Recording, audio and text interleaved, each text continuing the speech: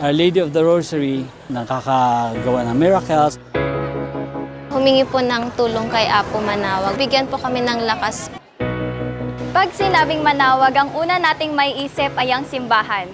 Pero hindi lang yan ang pwedeng gawin at ma-experience. Sa gitna po. Yes, sa gitna. Kuya, sabihan niyo po kung tama yung ginagawa ko.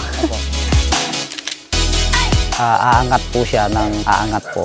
May pagmamalaki po natin na galing mismo sa bayan ng Manaoag.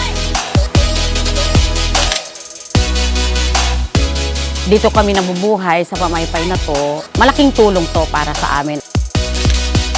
Dito ko lang sa Manaoag na experience ang ice cream flavor na sampagita.